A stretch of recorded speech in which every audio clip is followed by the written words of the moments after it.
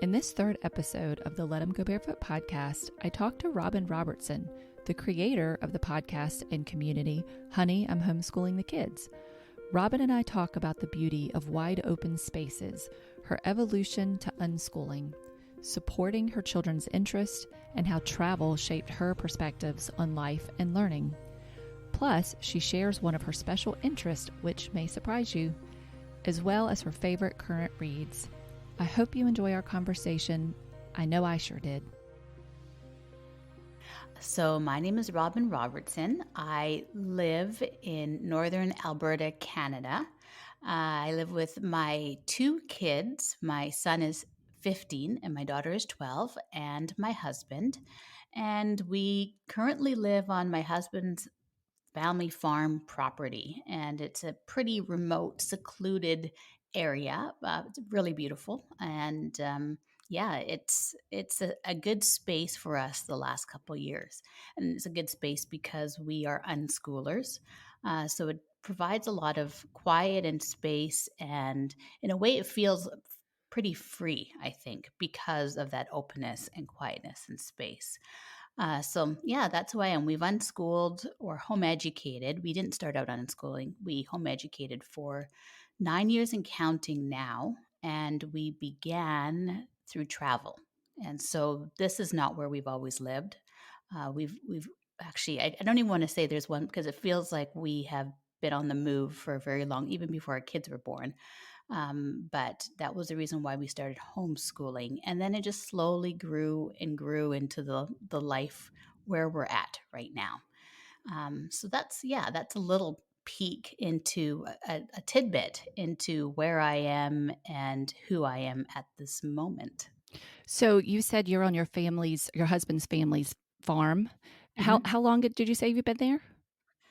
Oh, so we've been here, I think, for about 7 years. Wow. Okay.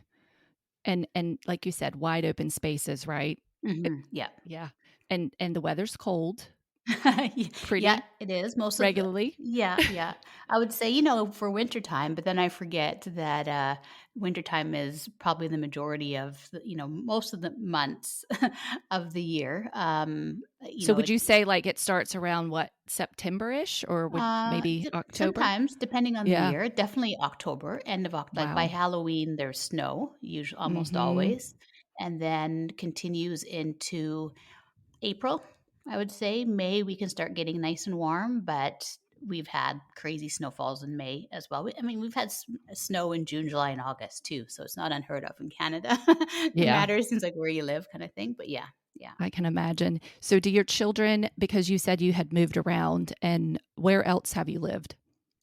Well, since we've had kids, we have lived in Canada, Jamaica, and South Korea. My oldest was born in South Korea. We lived there until he was, oh man, I think he was about 2 when we came back to Canada. And then we moved to Jamaica when he was 6 and my daughter was 3. And then we went to South Korea and then back to Canada again. And then before Wow. that, my husband and I we had been living in various places for, oh man, many years. I think probably 10 years. We were kind of on the move, traveling and long-term living in different countries. So I've been to every continent other than like Antarctica. That's Um, amazing. yeah, and depending like all through my ages. So, for example, when I was young, my family we lived in Nigeria and Lagos, but I haven't gone back since we moved away when I was a little kid. And Europe, I don't really know too extensively because I visited with my parents when I was really young, just England and France, the UK and France. But yeah, uh, and I'd love to go back, which I'm sure I probably will, and explore it as an adult. But yeah, Mhm. uh, So have your many children places. talked to you about specific preferences that they have with the places that they live? I know with South Korea, your son was young, but you all went back at some Mhm. point too. So because they've had the ability to see different geography and different climates, do they have a preference at this point? I think my daughter loves it here, especially because her main growing years have been here. Sure. But she still loved Jamaica as well. I know because Jamaica is also very much a home. Family is there. My dad is there, and my extended family is there. And so she still loves that, but a lot of it feels fairly young, so her memories are a little bit different in that. Mm-hmm. And for my son, I think it's similar, but at the same time, I know he loved, like he always says, let's go back to South Korea, even for a food holiday. Oh, wow. Yeah. Because it's just so good in that way. But yeah, he remembers more and connect, and he loves Jamaica too as well. Mm-hmm. So yeah. It's so nice to have that variety and those experiences because even Hmm. if, like your daughter, you were saying she can't technically remember all the details, I'm sure that there's something about it that's impacted her, and it's kind of in her body. Absolutely. Um, and as far as homeschooling goes, because you were able to travel around and then you kind of took that sort of the educational piece into your own hands, how would you, how do you think maybe your own upbringing affected your perspective of education and maybe even possibly got you to the point that you're at now with your own children? Do you think that the way you traveled as a child and a young adult started that idea in your head of maybe education doesn't have to be in a classroom setting? Oh, it absolutely did. I think Yeah. so. And I mean, I grew up in traditional school. I think Mhm. when I was younger, I attended private school. And then when we moved to Canada, I went to public school and grew up in public school, the main public schools in the city that we lived. But I think definitely the travel and having parents, having a dad who was from another country when we lived in Canada, essentially we all were immigrants, depending where we were, and what country we were at. But it, Mhm. it definitely gave a different perspective from those around me for sure, because I think what it did was from an early age, depending where I was, I understood that there was a wider world than just what was present in front of my face. And there was more context to that world than what many people spoke to or understood because of my personal experiences living in those places. And so I think that's probably my easiest way to frame it, of how I saw the world and peoples of the world, and therefore the things that I learned. So, sometimes you're in school and you're in a classroom and you learn and hear different things, but maybe your personal experience is very different from what the textbook says. Or Absolutely. yeah, your understanding and your context of it is different. It's more nuanced. So that what's presented and what's tested on is just basically the test. That maybe the Mhm. person delivering this information doesn't really get it themselves either. So it gives a different perspective and framework for sure. But also, I think what it did was, because, well, one, my parents were, it was an interracial marriage, and it was, I mean, I was born in the 70s, and I think they were Mhm. married for 7 years before they had me. So, and then they traveled. So, in many ways, what they did wasn't a norm, kind of, it wasn't what, our neighbors in Canada did at all. We were a very different family on the block. So, I think what that also did was it presented to me the fact that there are other ways of living your life, or other ways that you can live your life and still be part of the broader society. You don't necessarily have to conform to be part of that broader society. So I think, Absolutely. yeah, Yeah. I think that definitely made a difference for me, and I brought that into our family's learning and education now.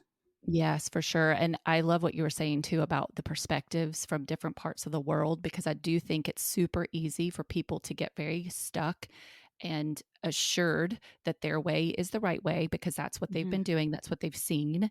And when we are able to, excuse me, step out of our own little bubbles, whether it's our physical bubble or our mind bubble that we Hmm. get very comfortable in, we are able to take in different experiences and expand our own understanding and even are a bravery, to think, hey, I don't have to live this exact way just because that's what I was born into, and just because everybody else, like you said, around you was doing the same thing.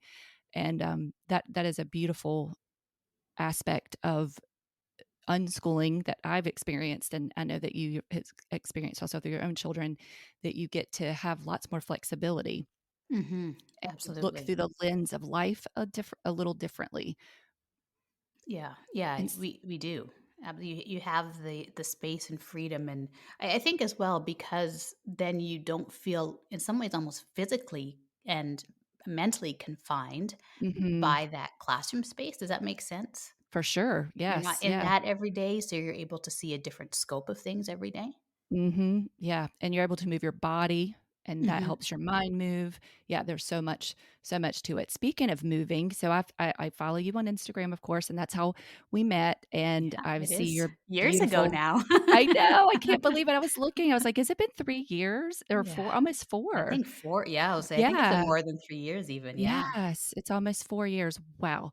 Um, that just blows my mind, but again, I'm sure a lot of people feel that way. The last 2 years have felt like one big Yeah, day. yeah, yeah. Mhm. So time is strange in that regard. So your pictures and the things that you share with your children and out in nature are always so fun to watch for me. Um, and also, I'm not really a cold weather girl. So, being in the South, we have some warm days. I mean, it was in the 70s until last week. Oh, I'm And then jealous. we have, now we have it like this morning, it was 24 and I was about to die. I walked outside and I was like, okay, I can do this. I can do this. That's a drastic change, yeah, It yeah. is. And I was like taking deep breaths and I'm like, okay, this is supposed to be good for me. This is good. So with the wide open space idea, your children have taken on, I imagine, some very risky sport type activities. And Mhm. can you talk a little bit about how you added those into your lives, and or were these child led activities and experiences, or were these things that you and your husband enjoyed and you brought them along when they were younger? Can you speak to how that evolved? Yeah, so, I think we already were a pretty active family or pretty active parents, liking like to do stuff and move our bodies and all of that sort of stuff, so I think we probably set that fairly early. When we living back in Canada, back here where we are now, we had a few advantages in the way of we have a local ski hill close to our like probably 5 minutes drive, like or under, really Mhm. close to our home, and so it's number one, it's affordable. It's small, so it's great for young kids to learn on, and it's a very community based hill. So being here in Canada in the cold, one of the benefits, I think that's what's happened because what I'm talking about is my son skis and my daughter snowboards, and I realized that the key for me to get through the winters was to be outside in the winter times and Mm. to enjoy as much as I can of the fresh air and the light that we have for a shorter time during the winter. And one of those things was skiing, and so yeah, we took our kids out to the ski hill and taught them how to ski fairly. I mean, they would have been, I don't know, 7 and 5 around that age. And it was something that we could do with the whole family. Their cousins skied and snowboarded, and it was a great chance for them to be out in community as well and just to move their bodies and get outside. And so that was something they started. And then it kind of just naturally evolved as well because they had friends that were doing the same, and so it became kind of a meetup spot for for community and for socialization. And but the great thing is that it's you're outside and it's physical exercise. So that's how it started, and we just continued. When we would get a chance to go to other places, we would do that. I started learning slowly when I was a teenager. Mhm. So that was something, it was, that I had started picking up when I was younger. And yeah, and then now we actually, where we live, there is a great spot it's called Powder King. So it's known for having a lot of powder snow. for heavy snowfalls, and it's kind of in a remote spot like we are, so it's not very busy. So we actually do have like a little cabin in the mountains close to there, and so now we spend a lot of our weekends in this winter there, so our kids can ski and snowboard as much as possible. My son especially loves the well, both of my kids do. They love the adventure and freestyle aspect of it. And yeah, my son, that's what he does in the wintertime. Like skiing is, he's like consumed with skiing. Hmm. So it's like, as much as it's a huge interest, so we want to support it and provide as many opportunities as possible. So yeah, That's that's what we try and wonderful. do. My husband grew up skiing. He was on skis, I think, at age 4, Mm. 3 or 4, Is he from the and South as well? he is, yes, but Okay. every holiday, he and his dad and brother would go up after Thanksgiving weekend. They would drive to the mountains here. It's only a couple hours from where we live, and they would ski. Now, given that that was, a lot of years ago, that it doesn't seem like there's an option to ski right after Thanksgiving now. It tends to be a little later in the season where there's more Right. snowfall or even cold enough for them to blow snow. Yeah. Um, but I got on the skis for the first time at 17. Okay. Oh, that's pretty good. So I skied for the first time at 17 and then did not have that great of an experience, mainly because the North Carolina mountains, particularly, if you go at the busy season, you've got a lot of people on the slopes. It's very, Right. very dense, Intimidating and and it yeah. is, and you've got people flying behind you and telling you to move over, and I'm just like, I can Yeah. barely stand up. Like, so we were able to take a trip out to Colorado when we were right outside of college. We graduated college and we took a trip to Colorado, and it was the most wonderful experience. I really felt like a skier because we had so much more space, Yeah. and it made me love it. Just that feeling of being in the quiet woods with the snow falling. Oh, there's just Mhm. I wish I could bottle that feeling up because there's Yeah. just nothing like that. Yeah, there's like a little magical fantasy kind of Oh, feeling. It's like a fairy tale kind of feeling, it isn't there? There's is, it something about is. it. It's true. And I think that's why when I see your pictures, it just makes me have that feeling again, that's Right? like, The "Oh, I want nostalgia. that." Yeah. Yes, I wanna go. I just wanna click my fingers, snap my fingers and be there. And then we were able to ski in British Columbia, in Oh, okay. Whistler, British Columbia. Mhm. And again, that was another experience where it was just, like, so vast, and I felt like we could just be in this one area all day long and barely see anybody. Yeah, So there it's were that huge. Whistler is Yes, massive. Yeah. so pretty, so, so pretty, and we were able to stay in a place on a hill, on the mountain, like the place you could go off the lift and then, like, scoot off to where your condo was. You didn't have to go all the way to the Right. bottom, so it was like you Yeah. could just go, "Whoop," and I'm back. Ski in Chile. Yeah. Yeah. Yeah, so great. So, those are wonderful memories for me. I'm trying hard to figure out a way to incorporate those experiences into our family life, but again, we have only little mountains close by. So my son, last Thursday, I took my kids up to the mountains for a couple of days with some friends, and my son was able to go snowboarding Nice. for, yeah, just for like 3 or 4 hours. They did the evening one because this was the snowstorm that came that made it -5 degrees with the wind chill. Right. So Right. so we were like, "We'll do the nighttime skiing, even though it might not be ideal because the next day I don't think you're gonna feel your face. So it's probably better just to try go." But they had a really good time. Um, and we enjoyed some sledding. That was about the speed I could do. But, speaking of being in a remote space, you mentioned your children getting together with friends. So talk to us a little bit about the community aspect of being where you are. So being an unschooler, you obviously have the flexibility to live and just coordinate things and organize your life around a schedule that matches each of you guys individually. But what does that look like for your teenage children?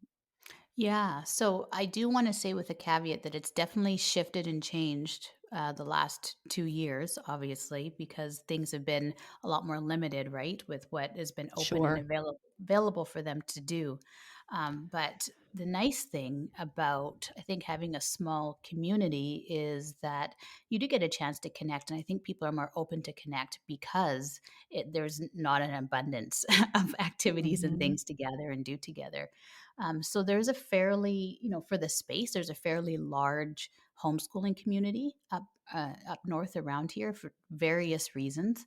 Um, and so there's usually some, there's a parent trying to organize an activity or gathering and doing something like that. So yeah, we my kids have tried to they be out in the community, and whether it's working, volunteering, being part of activities, they're pretty, over the years they've been a part of a lot of sports in the community, and I think that's really been a big base for them. So my daughter was in gymnastics for quite a few years, my Mhm. son in parkour, um, and soccer, and now my daughter plays volleyball. And all of those, I have to say that it's one of those things as well where, in a small place with less people, it does really rely on volunteers and parents or others in community that get things going in order for it to Sure. happen. So, yeah, they've been an active part of different programs throughout the years through that. And then it becomes an extension of you meet others, and then you create and build. And whether the homeschooling community and having days or trying to host and things like that, just supporting friendships and community as well, and other parents too. So yeah, that's how they have been involved.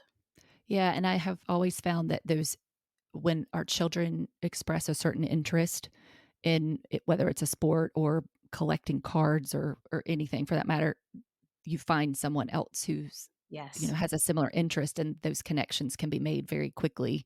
So being active and having those sporting type events certainly create many, many opportunities for kids to connect with one another. And then, Yeah. like you said, it just flows into relationships maybe that where kids aren't homeschooling, but you meet others and then you just kind of expand your community that way. Yeah, Have you found absolutely. that you have to do a lot of organizing or coordinating? Like, do you feel that there's a nice variety of people who are pitching in, or have you found that sometimes you maybe have run into a little bit of coordination burnout? I know that can happen with All when of we're the above. homeschooling. Yeah. All of the above. I think it depends on the years too, like the Mm, year. Sometimes it seems like there's everyone has their hands in trying to help out and do something and getting things organized. And then another year, it's like, you've got the two parents that kind of always do something that are still trying to keep things going. And then, so I think it ebbs and flows for sure. Sometimes I feel like I've there's a year where I've been a parent trying to keep things up and going, and then other years I feel like I've been a bit absent because, yeah, other things that are happening, especially lately with work and things like that. But yeah, I think all of the above. right. It ebbs and flows, and I think people get burnt out sometimes as well, especially those who want to do a lot and provide a lot. So, and then you have Yeah. different personalities too, right? So I know some parents who have homeschooled for years and come to all of the activities, but maybe they're a bit more introverted, and they'll try their best to make it with their kids, but to organize something themselves is not really their thing as well. So they're a bit more of a quiet support in that way, which is still nice and it's still Mhm. important. So yeah. I have definitely found that too. I was coordinated a co-op for gosh, about 4 years or so. Oh wow. Yeah. And and I took on various roles, but eventually it became sort of my co-op. That's what Yeah. people are like, Yeah. "It's your co-op." I'm like, "It's not mine, it's ours. I just happen to be the last man standing," because kids aged out and parents or Yeah. people moved or people went back to school, whatever the case may be, but we were there for a very long time, and I noticed that there are planners and there are participators, and Yes. there are Yeah. people who will do whatever you ask them to do, but they're like, "Do not give me the lead role." Yeah. Yeah. And it's interesting to remember that as a parent, not only because of the other adults that you're interacting with, but your children as well. Because sometimes you've got kids who want to always be busy and doing something and having a Yeah. calendar and planning events. And the other ones are just like, tell me where to show up and I'll be there. Yeah. Yeah. And it can be so different even within our own home. Um, Absolutely, yeah, and have you balancing noticed? that, yeah. Yes, for sure. Especially when usually there's only one person who's the primary taking the lead in organizing things for our children.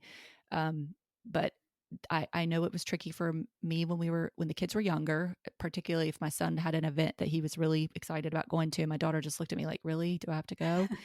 And I was like, "Oh, I'm sorry. You can't stay home yet by yourself." But and then vice versa, he definitely didn't want to do certain things, and so we work it out. We have to just have a chat about what's important and what's.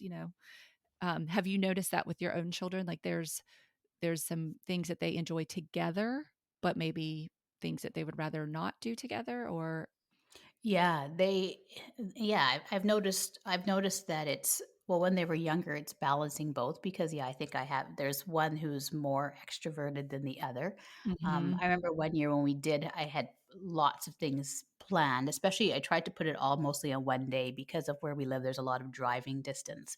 So Mm. we had, for example, one day a week that was jam packed with everything. It Yeah. felt like. And it was like, we left the house before lunch and we were gone until nighttime kind of Oh, thing, right? wow. Yeah, until like after dinner kind of thing.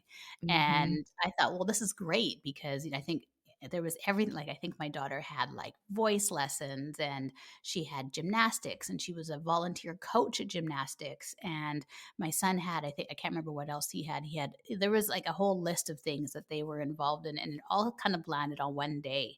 And I remember one point, my daughter was kind of like, when are we going to slow down? Oh, Like, this is, it was like overwhelming for her after a while, right? And even those one week, it was like the build up to that, to getting ready and going out for that was a lot and all consuming. Mm. And especially for her as well. And I realized that, yeah, she's one who wants to take a step back more and likes her space and her personal space and quiet a bit more. And she likes to kind of have it slowly, planned out, but a bit slower pace. While my Mm. son is more full on and like he could go, go, go, go, go, and go. And, and not even phase him kind of thing. So, yeah, Yeah. it's finding the balance and making sure everyone's supported. And sometimes you don't get it right and you have to adjust. And then sometimes you do. And then, right now I think we're in a season where I've been more busy and then also with things being shut down and opened up and then shifting and changing. And so you're kind of in a limbo. We haven't been going and doing as much. Although now winter is in, so snowboarding and skiing, we have been doing that a lot again. But That's um, wonderful. you shift and change and work with it. And sometimes it seems like, even now I'm looking and I'm like, okay, it feels like now with this new season, we're getting into this groove, but I feel like, okay, there's a few shifts we do need to make. Like I can see it and feel it. Like, Mhm. maybe I think we need to gather with some friends a bit more again. And, maybe slow down at the moment a little bit so I definitely am seeing how there's going to be some shifts coming up again as well. So it's just being observant and aware about that too. Yeah, I think that's such a great point that you can just sense it in your body, especially when you're with your children more Yes. regularly and you know their rhythms and you know their personalities, and you can just tell when there's a lull that's happening that Yeah. maybe. And I have found, at least with my family dynamic, is that there's the child that will just be outright straight up, I need to do A, B, C, or D. And there's another one Mhm. who doesn't really say anything, but you Yeah. can just tell. And it's Yes. not because they're afraid to speak, it's just who they are. They're just Yeah. more like free flowy and laid back. And then if you ask the question, there's a resounding yes, let's do that. Or yeah, actually I would like to have that outing or make this a priority. Yeah. And I Or do there's a believe it. no, I'm not really interested in that. For sure. Yeah, there's that too. Um, but I agree. I mean, I can relate so much to that idea of packing everything into one day, Mhm. and then you feel like as a parent, you're thinking this is streamlined and we're organized and this makes perfect sense. But then you look at your children in the back seat, like, ugh. You're Yeah. like, that maybe it wasn't such a good idea to have Yeah. 6 hours of activities in a row. Yeah. It's like eating the cake all at once. It's like, let's Exactly. savor this. Let's break it apart.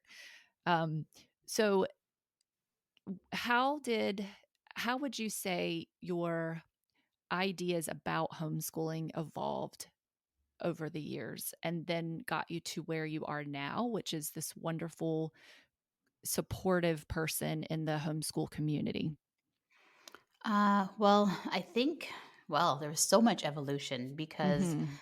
I came from the idea of, I think, really the traditional, place is good if the students are getting high marks, their testing scores are good, and there's this and this kind of criteria and this amount of work and things like that, and that they should be, fairly those academic kind of ideas and striving and succeeding at a high level, kind of push yourself and do these certain things, check off the boxes. So going into homeschooling, it was definitely an adjustment because one thing I do have to say, I had the advantage that we had already decided to really shift things, and going traveling meant that we actually had to really, it was a big deschooling all at once because Mm, we were very removed then from one, we took our priorities of what was important and what we knew we needed to change in order to better align with our values. So we had already made that big step, and we were conscious of how we wanted to continue so that we could still align with those values. So that was in place, and I think that helped a lot. But then when it came to homeschooling, I thought, well, there was two things. I thought, well, it's going to be fine because I can just do what they were doing in school, mm-hmm. and that will be, I'll follow that because that's what I know, and we'll align to that, and we can get things done. But at the other side, I saw, because we wanted, connection, to spend time with the family. And I had been really busy with work, and I wanted to have a bit more time to connect with my kids, more quality time. And so, knowing that, we consciously made the decision that we would do quote unquote schoolwork, learning work, in the Mm-hmm. mornings for a few hours. And by lunchtime, as soon as we got close to lunch, then the rest of the day was free and open. Like there was no, we go to the beach, we would just play. Like there was no schooly type plans on that. And so we did. And the other thing is, my kids went to a school that was, it was an interesting mix of, child led in some ways, and open for projects, a small school. So it was very personal feeling, but it was fairly academic. Um, so the executive director was very much about supporting the child, the child's unique capabilities. But what she encountered, it's interesting because now I get it. Now, what she used to try and explain to me, I didn't get, but now I understand completely what she was trying to say.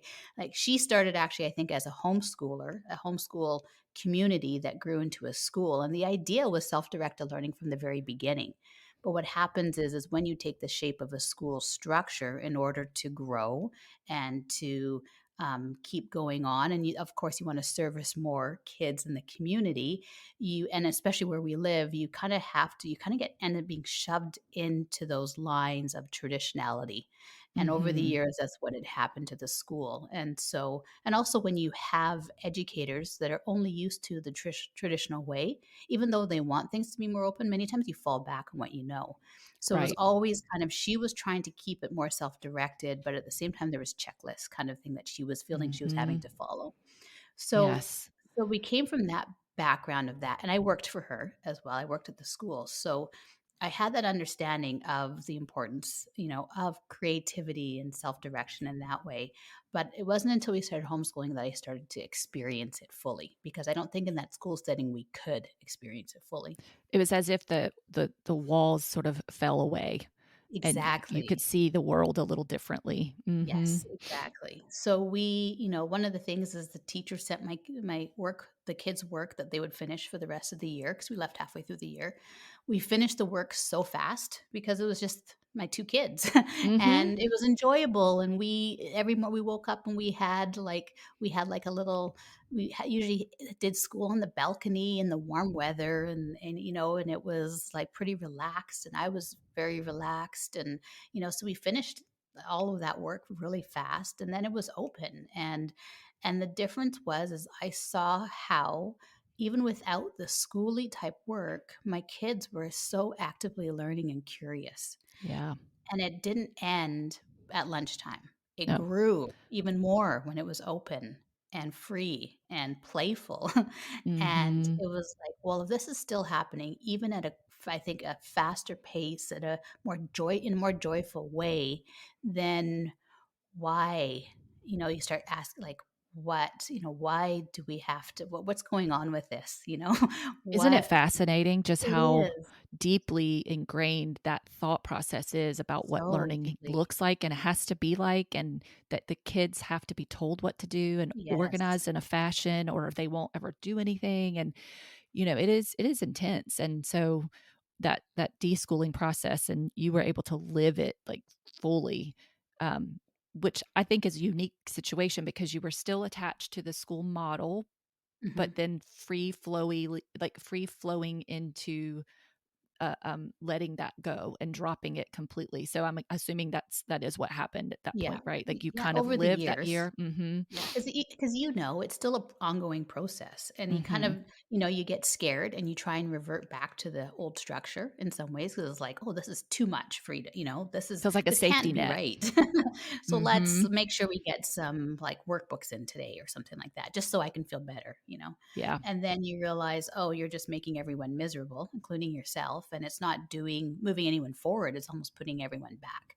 And Did then you it's just notice, I'm sorry, did practice. you notice any resistance in your children at some point when you went from the classroom to half of a day doing sort of school related things and then having that freedom, and then when you tried to when you had that gone for a while and then you tried to go back to that structure, did you notice resistance, or did you? Yeah, Yeah. yeah, there was resistance, and it would depend. Sometimes only just a little bit, kind of like, well, okay, you're asking us to do this, so we'll do this. So there was less joy. It was Mhm. almost like not resent, well, maybe, and like resignation kind of thing, Mm. when for certain things. So yeah, there was resistance on different levels and different forms in that way for sure. And I think it wasn't until a few years later when we were here, and when we finally.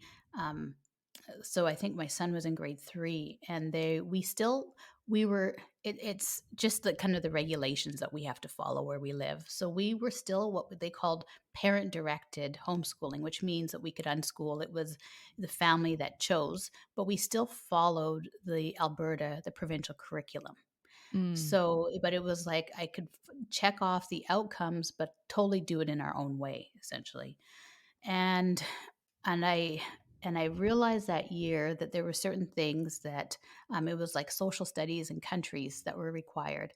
And my son had said to me, "But I don't want to learn about these countries. Like, why do I have to Mhm. learn about them?" And my answer was, "Well, because this is in the curriculum." Oh, I you know, know. Oh. and it was kind of like, well, because he's like, "But I've already been learning about these other places, and I'm really interested. Why can't I just keep learning about that?" And it was like, yeah, why can't you? You still got the outcomes. And the irony is like, it's the whole understanding the world around you and how you're connected and the similarities and differences. And I talked to our facilitator, a teacher facilitator, because you always have a contact with your kind of school hub or school board that you have to register with. And I told him, I'm like, the outcomes have been met. I know that because my kids have lived the outcomes. Like they've lived in other countries and they understand the crossovers and the differences and how big the world is and the similarities, and they've lived it. So I think these outcomes are already there. And it was just kind of like, well, just at least, watch a movie or do this so you can check it off. Wow. And it was like, well, is that what learning is? Like, Yeah. really? And at that point, I remember saying, like, you know what? From now on, we're not going to do this anymore Mhm. because it just doesn't make any sense anymore. Mm-mm. And that was the last time. And then you can check a box basically saying you're opting out and opting out of the curriculum. Basically, they want you to sign and say, that you're opting out. So therefore, you're not, they want to like have a disclaimer kind of thing, right? So, Mm. but for me, I was like, well, yeah, I do. Yeah. We're Oh. consciously, yeah, yes, I do know this, and we're happy to. So, So, yeah, and if you're opting out, it's sort of like you're opting out of medical treatment almost in a way. Like, well, we're no yeah, longer responsible for your child if they that's don't. exactly, Okay. yes. Yeah. So what does that look like then in Canada for you all? Do you have to then submit any other sort of paperwork to prove that you're doing school, quote unquote? Yes, Or you okay. do. Yeah. Yeah. So we have to submit a yearly plan, and Okay. really, it's like no, our facilitator checks it. You still have a facilitator, but We have a great facilitator, and she's actually been on my podcast as well. And she unschools herself. She unschools her son, and Nice. so she Okay. really gets it. She's a teacher. She's been a principal, but she's a huge advocate of self-directed learning. So she lives it and gets it. So, she will be an advocate, and then she also says like they ask you to do, but there's nobody in the government office that's going through every single homeschooler's No. yearly plan. You know, the Yeah. boards have it so that there's something's asked, there is something kind of thing. But, and they also say you submit the yearly plan, but it's not set in stone. So you can adjust it at any time. You can change it. It's completely fluid, which is what learning should be, right? So Absolutely. Yeah, and it seems like you lucked out to have somebody as a facilitator with that we did. background. Yeah, Yes. wow, that's Yes, amazing. we Yeah, in did. with the United States, we have it's not a blanket way of doing things. It's state by state. Yeah. And Here too, it's province by okay, province. Yeah. it is. All right. Well, it got me thinking while we were talking about the checklist and whatnot about how children learn and the need for parents to do the deschooling process. And I just wanted to highlight the fact that you did do an episode recently on your podcast. If you want to speak about that, I don't know what episode number it is, but I would like for you to share that so that people can go listen to your story directly. Yeah. I mean, my most recent episode for season 6, is that the one, that one? Yes, I Um, think so. Was it deschooling one? Yeah, Yeah. yeah. I decided to just do a little entry to start the new season and kind of retell a little bit about our story and how we started. I forget, I always think that our story is known and that I tell it all the time, but Right. I forget that, yeah, maybe I hear it or tell it, but it doesn't mean that everybody knows how we got here. So, Mhm. yeah, this season coming up, I more so than ever feel and see the need to really talk about that deschooling, like this, what happens, that process, and the questioning of the things around us and the structures around us. I think, especially as the world is changing so quickly as well and bringing so many things into question. Oh, for So sure. so I think this is a really, it's an important season to explore that more. And yeah, I thought I would just kind of start from the beginning of how our evolution and how we got to where we are now, and how it's changed for us, and how I'm still deschooling, like severely, yeah, like even more so lately, it feels like. I think it's also as my kids have gotten older, things change, and you see things more now that they're closer to adulthood. That it's like, oh, right, the certain doubts or fears prop up again that might have been kind of eased over the years a bit. So Y yeah, that episode, I really wanted just to introduce that this is our evolution. This is how we started and where, why we've come to where we are now. And going forward, I want to just continue sharing the journey, our journey and others, and why it's important to ask those questions and to ask them of yourself. Like, why do I think this? Why am I so stuck on this? Why do I Mhm. think that this has to be or look a certain way, or this person is successful when they actually don't meet any of the criteria, any of my personal values, or that kids have to do things a certain way or look a certain way in order to check the boxes. Like, why? Where does that come from? Why is it, and if and how, what examples do I know otherwise? And so, yeah, it's important to, really reflect on that continuously and talk Yeah, about it.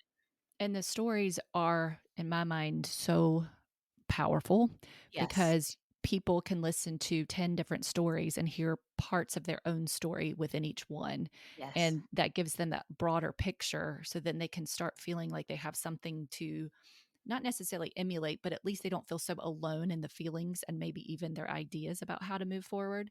And it Absolutely. gives you power. It makes you feel supported and that and especially now in the last couple of years when people haven't had that physical community that we all desire, at least knowing that other people in the world are doing what you're doing and feel the way you feel, there's strength in that.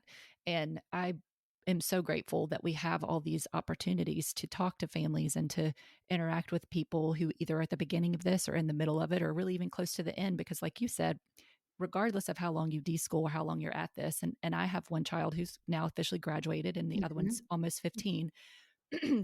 And every season of their lives makes you reevaluate yourself and your ideas about that particular season. So we only have our own personal experiences, whether it's, for me living where I have lived all my life. I have my viewpoint, my perspective, and also my childhood to look at to say, these are the things that I did as a child. This is what I did when I was in elementary school, middle school, and so on. So that's the world that I know. So to step outside of that world takes a lot of bravery, and it takes a lot of risk and a willingness to be wrong and to retool and to reassess.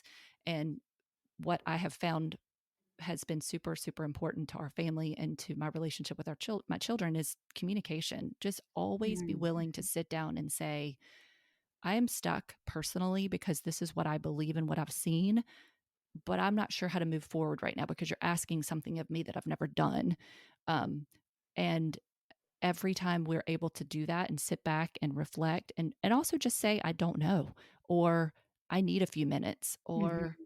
it is really important for me to support you in this activity that you're saying you want to do, but I'm not clear on what that looks like. So can we talk about it a little bit more? Can we work our way through it? And have certainly seen that with my son when he was, around 15ish. He had such a huge transition personally from being much more like introverted kind of, and then all of a sudden it was like this big explosion of, I need to be out, I want to do this, and all these different activities that he got super involved in. And it was almost like just a whole different speed he was living. Mm. And you Mhm. get used to certain ways and all of a sudden they flip. And I mean, we see that all the time as parents, even from, a toddler to a 3-year-old to a 4-year-old. You're like, as soon as I get this type of child, like I understand, all of a sudden they're doing something different. And I feel that's the same way with unschooling too, that it's a constant evolution. And the only thing that I can say for certain is that there's evolution. That Yeah. nothing stays the same forever. And it's, if you're willing to listen to other experiences and reach out for support, and there's plenty out there, which leads me to your support network that you've created. And I would just love for you to share the different ways that you have established groups and ways to connect for parents who are either homeschooling or interested in it, or who just want to get together with other moms and parents and talk about what they're doing. Yeah, absolutely. So I'll probably start with my main, which is the podcast. And Honey, I'm Homeschooling the Kids. And I started the podcast because of all those questions and doubts that I had. And I knew others had them as I tried to reach out and connect with other homeschoolers. It was like, oh, they have the same questions that I do. And I love listening to podcasts. So I started it because I thought, this is a platform. I wanted more what I could find at the time. So I thought my questions can be answered. Others could have their questions answered, and it could be a space and place for stories to be shared and to Mm-hmm. start building community, a broader community to know that there's more of us out there and to connect us. And so it started with that, and then it's just grown over the years. Excuse me, it's grown over the years, and different ways that we can keep more connected. So I have a great Patreon community. And if you go to patreon.com/honey, I'm homeschooling the kids, where, there's a kind of a closed, smaller community in that as well, where we can share and ask questions and I answer questions directly.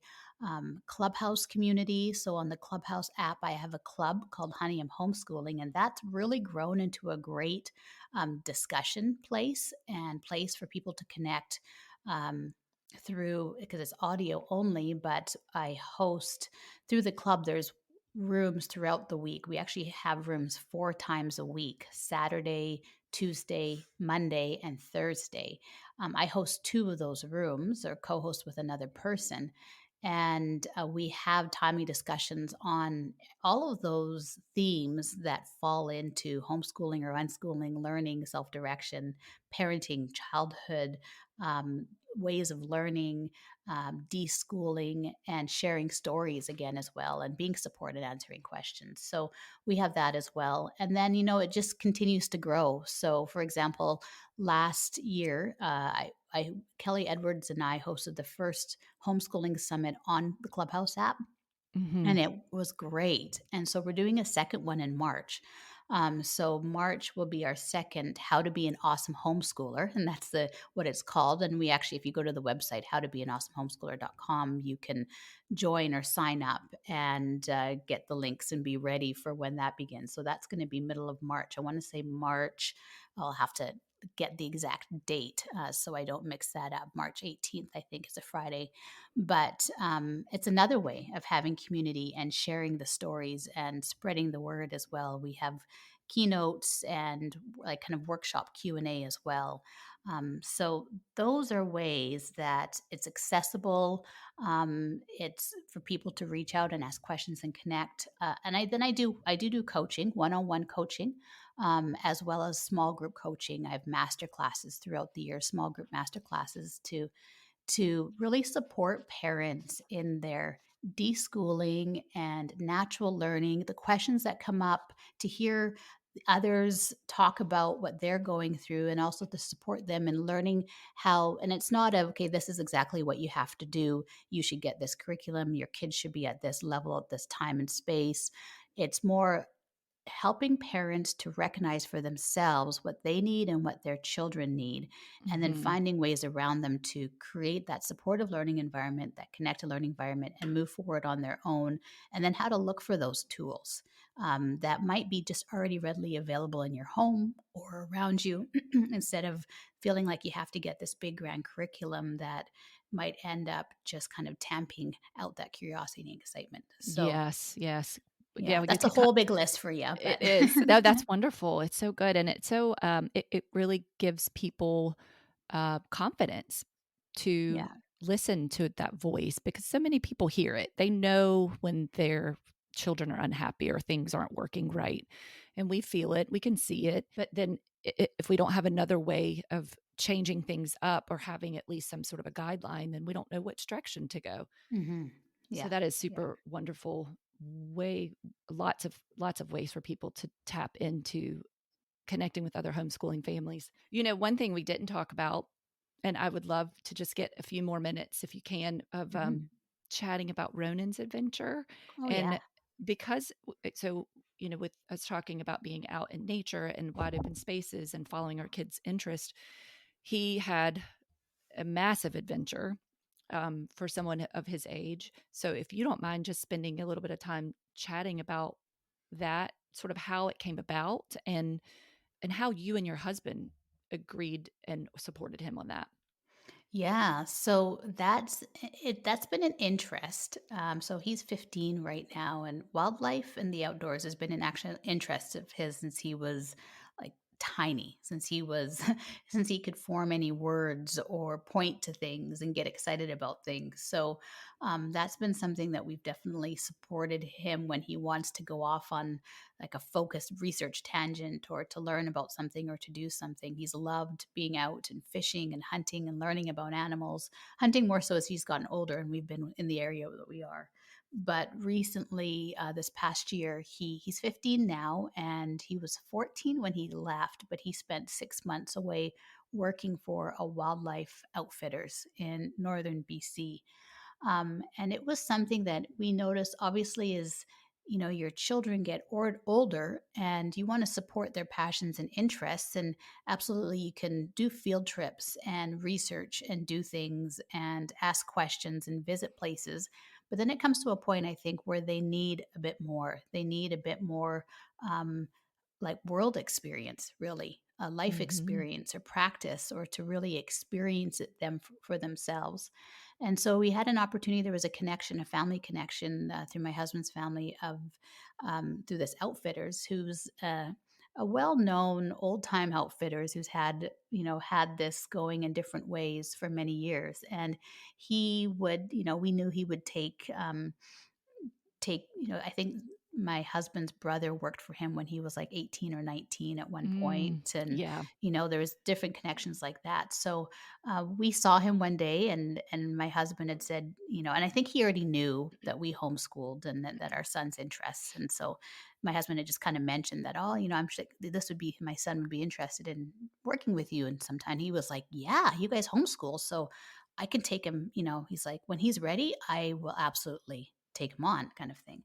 And so we were like, great. He was still a bit younger. So we just kind of kept him in mind. And when he felt ready and he reached out and they said, yeah, like you're on board for this new season. And yeah, so he went and worked there for 6 months, and it was guiding. um, so it's a pretty big outfit, and it's a pretty, like, it's unique game for that area, really, for the world. Like big moose, big elk, black bear, mountain goat, um, sheep.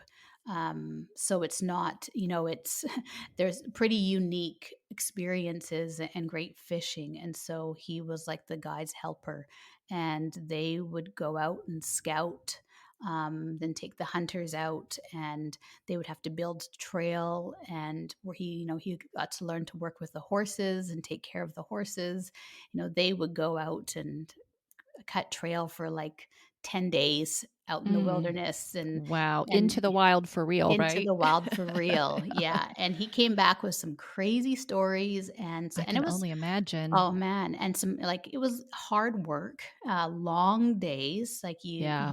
and hard weather. You have all of the elements, right? And experiences, and then working with people, and people that are out of their element, and helping them to feel comfortable and safe and taken care of, and all of the dynamics, and being self-motivated, and knowing that there's things that have to be done so that everyone the day can move ahead as well too, right? So there were so many learning aspects. It wasn't easy letting him go, because obviously he Oh, was I can only imagine. 14. So yeah, turned 15. And so of course, you're like, nobody else is doing this. What are we doing? And, Mhm. all of their personal fears. But I think the biggest thing is, what we've learned is that your personal fears as a parent are not going to be the fears that your child has. Your For personal sure. fears are your personal fears, Mhm. whether they're going to be realized or not. And usually they're not realized unless you really focus on them and create them to happen in your time, in your life, um, in different ways. But it was really learning to set that aside and be an encouragement and support and help to go along this path. And so there was, different things that we learned as parents and unschoolers. And I know there was a huge amount that our son learned. But yeah, he got back in November. He wants to go again. They asked, will he come back again for this next season? And yeah, he's the stories, like, he met some really interesting characters. And yeah, now he has a great love of horses. And Mm, yeah, but it was an epic adventure and learning experience for sure, and it fits gosh. along with what he loves to do. And I mean, he already, where we live, it's a big hunting area here, anyways, and he's already done that for years too. Um, and it just extended his knowledge and experience of all Mhm. of those things as well. So Well, it's such an encouraging story and speaks super deeply to the fact that when our children tell us what they love, if we can support them in that, mhm, it's such a gift. it Even is. if it's hard for us, even if we have to work a little harder to get over our own fears, like you were saying. Mhm, My daughter loves horses and she's been riding now since she was about 9. And I never really hung around horses. And it was not something that was in my interest at all. And I remember feeling some resistance because I was like, man, I don't really get it. right. But when I saw how much she loved it and what it did to her, I mean, you could just see it in her face, her facial Yeah. expressions, and her whole body, the energy that she had around them. It was just like vibrating in happiness. And to watch that evolve over the years to the point now where she's actually helping on Sundays. She goes to the barn and I drop her off around 1 and she's there until about 5 because she's helping another instructor with the younger kids. And to see that evolution of her confidence from beginning rider to not feeling 100% sure she can do jumps to now she's helping little kids do jumps and figuring out how to steer the horses. So to watch that, their skill set increase, and it's wonderful. And his story, that I wish that he had a little documentary he could share with us, because I Yeah. bet it would be amazing. It would, and actually, that's one of the things that he's starting to work on is learning how to hopefully like take some film and video of those things. So Mhm. because that's so many people have said, "Oh, like, did he write a blog about it, or is there video?" Yeah. Like, they want to experience it too. So, yeah, that's the next phase he's working on. But yeah, yeah, because it is so. Really, it was at that point. It was, and also he's like, just to have enough. Your phone dies, and what are you going to do? Like, Yeah. you know, there were times when he told the story of how they went out to cut trail, and I think they had taken a steak because they were like going to treat themselves and have like a steak dinner one night over the fire. Oh my They were gosh. super excited. But something happened because I don't know if it was one trip where one of the horses actually fell off the cliff, Oh. and they had to, Oh. and it backed, they had to put an extra day on their trip, and they had to go down, and he got like wedged between a stump and something, and they had to get him back up and get Oh him my up and going and gosh. like ride them bareback back to where they were. There's all these horse stories because the horses would like they'd be hobbled, but they'd escape back down the mountain at a certain time. It was Mm. all these sort of things. But that steak dinner, then it got delayed, and then they went to go open up their steak, and it had like it was too long in the because and so they couldn't eat it. It was bad, and they were Oh, so no. disappointed, and Yeah. so they're like, well, beans over the fire Yeah. again. Somebody needs to hunt for Yeah, berries. exactly. Yeah, like, oh, can we fish right now, or what's happening? So, Yeah, it's yeah, one thing to be on the outing and experience with other humans, but it changes things and adds a whole different element when you've got wild animals that you're also yeah. interacting with. Or and then of course the horses are trained, but they're still wild animals. Oh, And yeah. The mountain but horses, they're tough. mhm, Yeah, yeah, it yeah, is. it's a different breed, right? Yeah, it is. It really is. Yeah. And that's the other thing is something like that. There was other elements that, we had to have those conversations about and to be prepared for and safe and, and there that they require, like Mhm. yeah, it's grizzly bear country. It's black bear country. Mhm. You're a and guest in their you're country. It's not the other way exactly. around, Yeah, right? yeah, and you have to carry to be protected because if what are you gonna, it's just the two of them out there or the three of them out. It's yeah. There's so many other elements as well to it that Mhm. yeah, it's interesting for sure that they had to be aware of, they had to be cognizant of, they had to, plan for as well. So yeah, Gosh, yeah, so I think, like, he had the first experience, so we'll call that the trial run, and yeah, now his yeah, next experience, he'll be fully prepared to yeah, video and yeah, and document for the world to consume if he's up for that. It would be super, super neat. yeah, Um, well, we are about at our hour time, yeah. but before we wrap up, if you're up for it, would you like to share us a little bit more about yourself, as far as like anything that people might be surprised to know about you? Any special interests or talents or hobbies? Special interest, talents, or hobbies. Well, I love to snowboard as well. Hmm. And I love to travel. I've always loved that as well. And um, oh my goodness, there was something, and I'm like, my mind just kind of blanked right now of what it was Well, something a little bit I different will I share. say you mentioned something a while back on Instagram, and I might not have remembered it 100%, but something about MMA. Oh yeah, I love MMA. Yeah, I do. I just cracked up because that's something my brother loves, and I'm like, I don't get it. I don't get it. I totally UFC, yeah, I'm a fan. I love fight nights, yeah, when there's, like, a big card for sure, we usually get it on pay-per-view or, we would Hmm. have friends over, family over to watch it. The whole family loves it, my daughter, my son, my That's so husband. funny. We've watched Yeah. it for years, like, since our kids were like, before my daughter was born and my son Mhm. was really little, and yeah, I think since when I was a kid, my dad was really into boxing, and I Okay. would watch boxing with him, and I think it probably started from that, and I've always been pretty aware of fighters, competitive fighters. So, and Mhm. that just kind of extended it. In Korea, in Korea, it was big before UFC even was there. So they Oh, had is that their right? own, Okay. yeah, Korea and Japan had kind of like an ultimate fighting, like, I'm trying to remember what the name is there, but it was big there too. So, yeah, I do. And it surprises a lot of people because usually people are like, but you're so pretty, you're pretty chilled out and it doesn't seem like you're, like to flow. And I'm like, yeah, but yeah, I do. I have my two sides, I think, for sure. So yeah, I do love Yeah. UFC Right, and I love right. fight nights. And yeah, I love, probably my favorite fighter right now is Israel Adesanya. And yeah, so yeah, I'm Well, a big I fan. So we visited my brother, um, right before Christmas, and we had to watch some of that because he's like, "I gotta get this pay-per-view. It's coming on tonight," and he was talking about it for, like, the whole day ahead of it, leading up to it, and I was like, "Alright." I watched a little bit. It was fascinating. There's no doubt about that.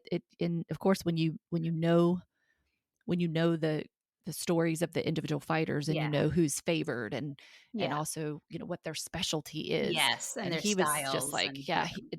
so I ended up going to bed eventually. My husband stayed up and watched it with him, and he said he was like, my brother was jumping up and down, like standing in the living room yelling at the Yeah, TV. that's us uh, too. Yeah, it yeah, is. it was Yeah, it he's like, it really really is. gets into it. Yeah, um yeah. well, so have there been any books or documentaries or podcasts or anything that you've listened to over the last year that you felt like really helped support you?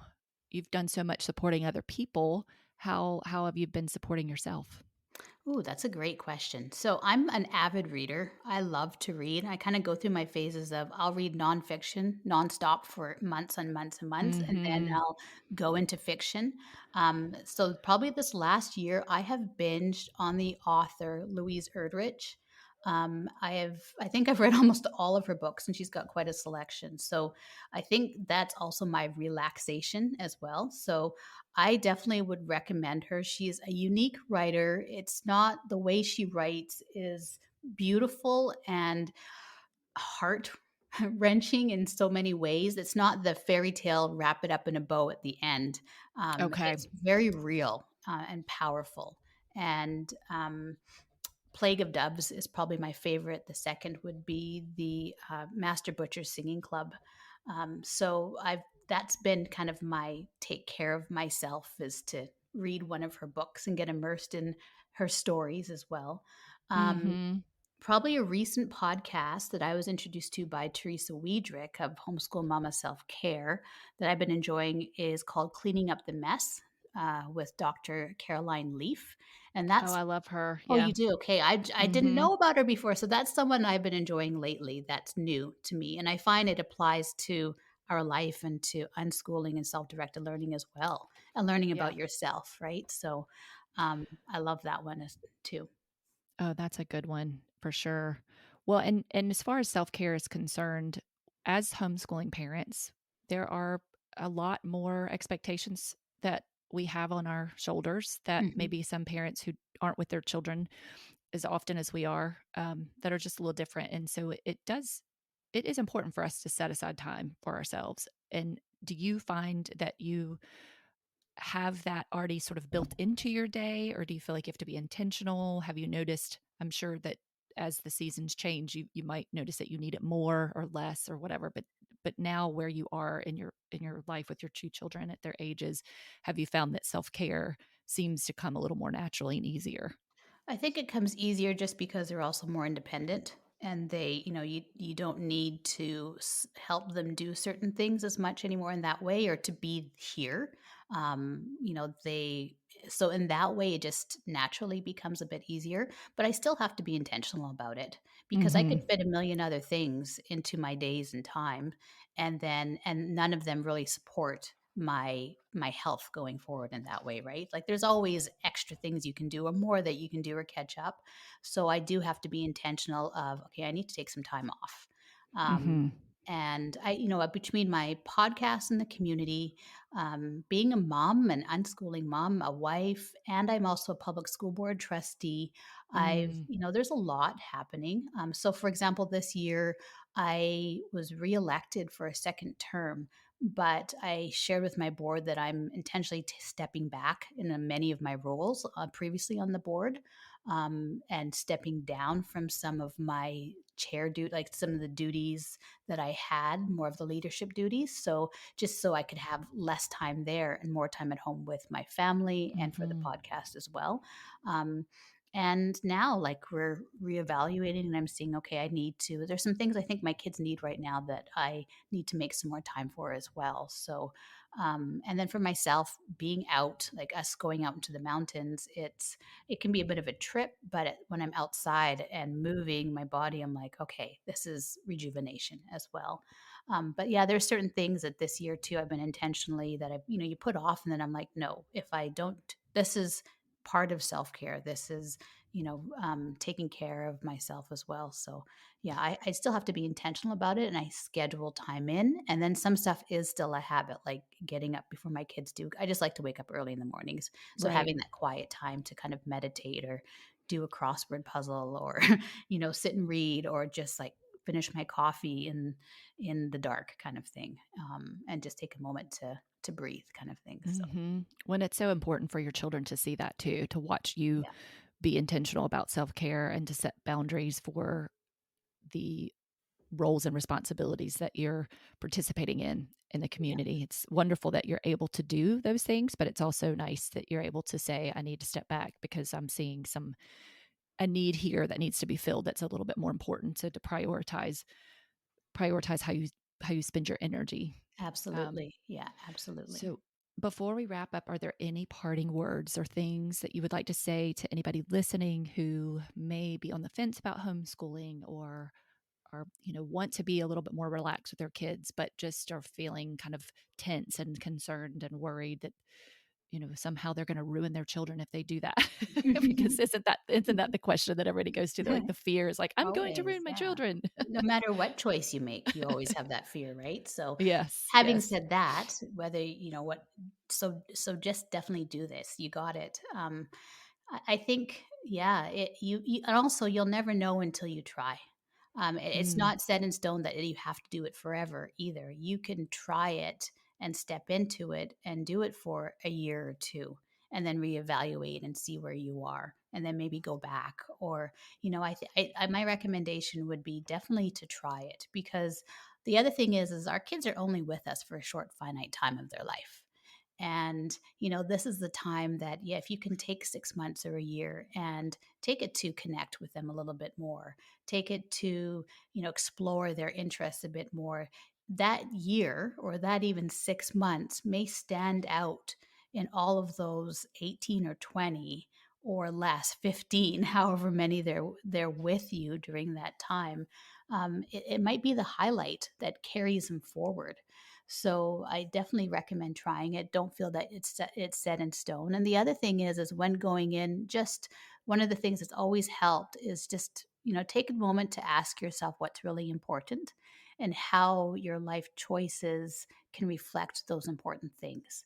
And that alone helps you to really stay on the path, because, it's so much about intentionality, and then when you're understanding what's important in those values and the choices that you make, then flow a lot more, because you're making choices that are important to you and to the things that are important to you, and that benefits everyone as a whole. So that would be my recommendation. Is the first thing is to start asking yourself and your family, where do we want to go and what's important to us and why.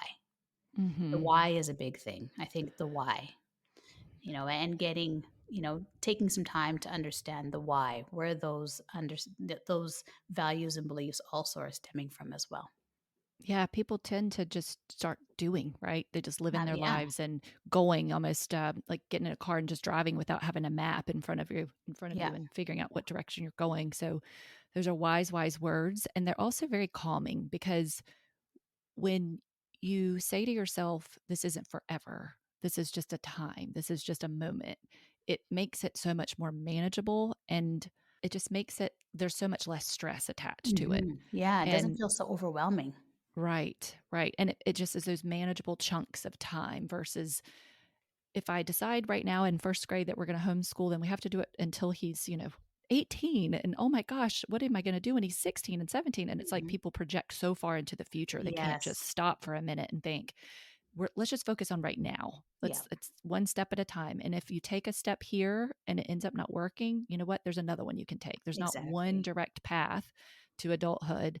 There's not one direct path to a quote unquote successful life. And it is a matter of giving yourself that space to just live and practice and try again.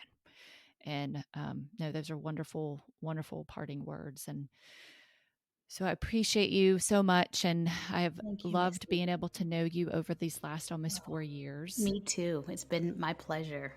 I'm very grateful for you and our connection. Please check out the show notes for all the ways to keep in touch with Robyn and to follow their unschooling journey. Thank you for spending time with us today. As always, stay curious, stay connected, and stay aware. Until next time.